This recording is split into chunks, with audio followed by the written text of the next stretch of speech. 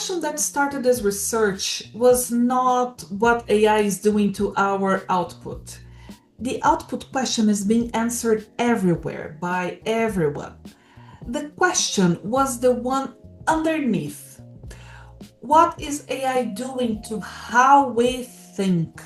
And that's a completely different question.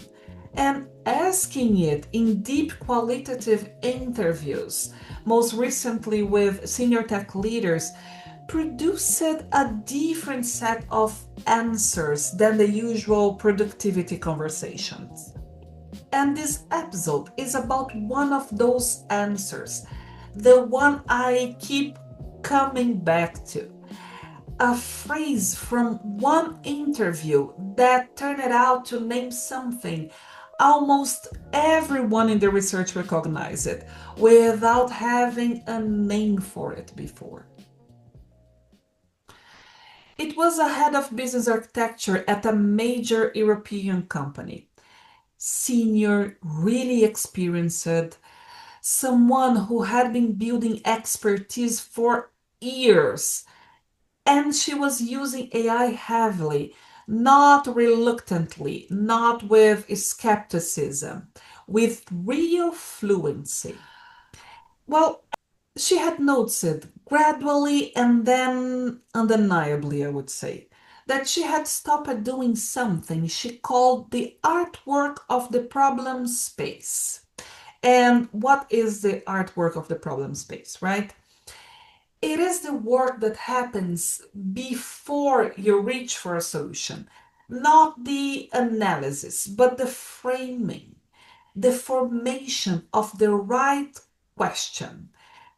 You know, the deliberate, effortful structuring of a problem before you know what to do with it. Sitting with ambiguity long enough to understand the shape of it. And she had started outsourcing that work.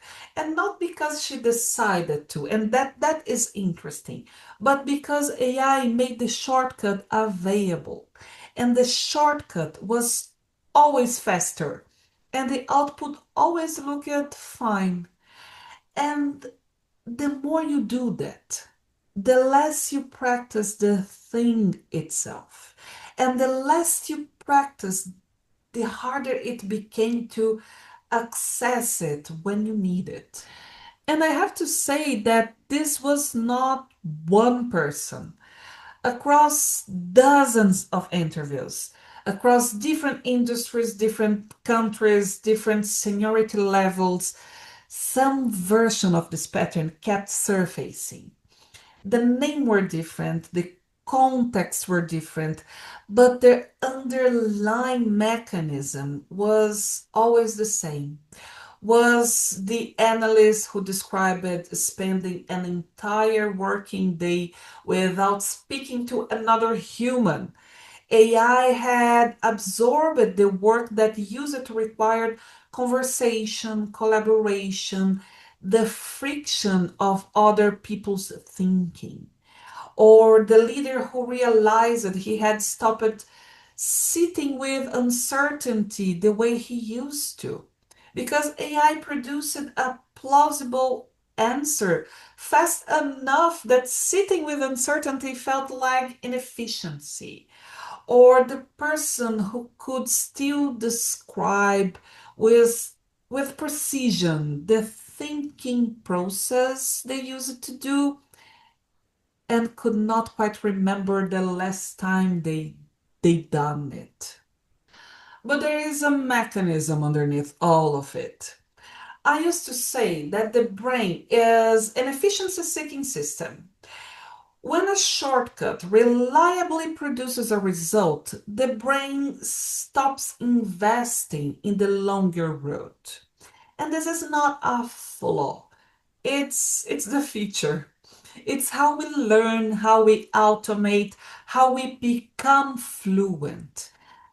The problem is that some skills do not survive the shortcut. Skills like judgment, critical thinking, the ability to frame a problem before knowing the answer. This requires requires the friction. The friction is the practice.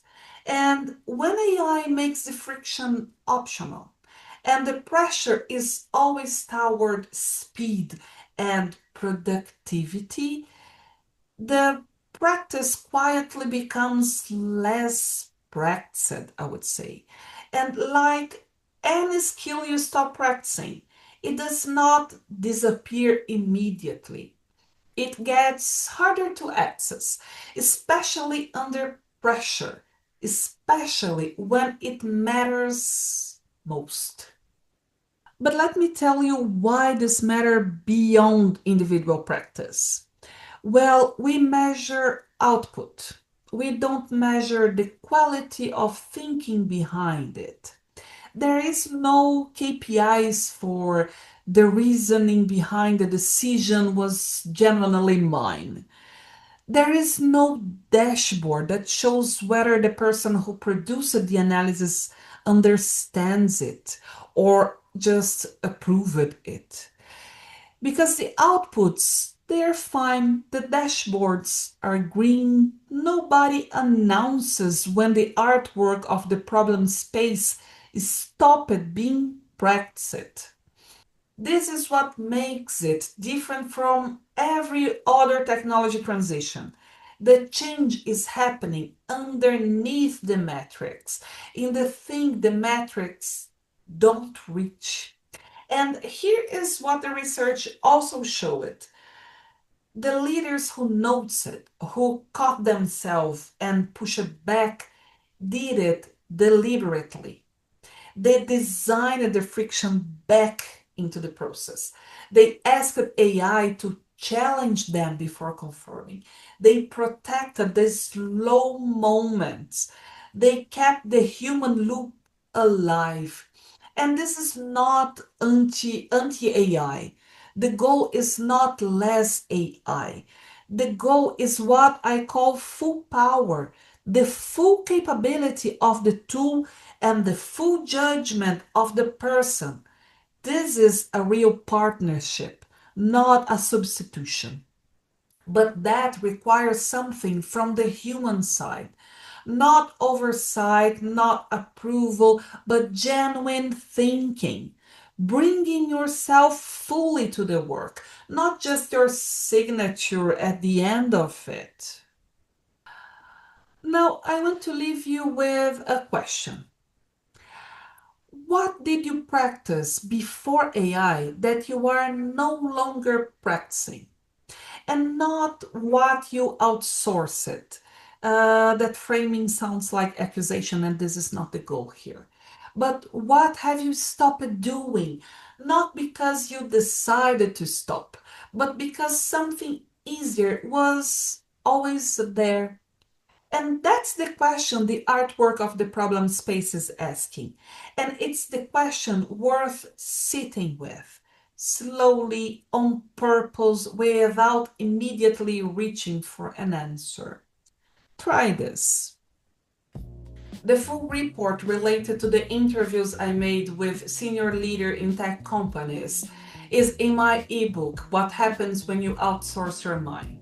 6 findings, the leader's own words, and it's for free by signing my newsletter, The Authorship Brief, that goes out every 2 weeks. 1 finding, 1 voice from the research, and 1 question worth sitting with.